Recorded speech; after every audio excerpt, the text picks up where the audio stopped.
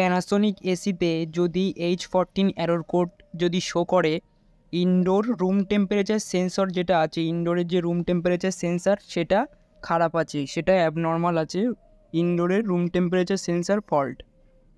এটা দেখতে হবে, ওমস মিটার দিয়ে চেক করতে হবে যে এটা ঠিক আছে কি খারাপ আছে। এটা মাঝে মাঝে ইঁদুরে কেটে দেয় বা কোনো রকমের তারের লুজ কানেকশন হয়, তখন মেশিনে H14 এরর কোড দেখায়।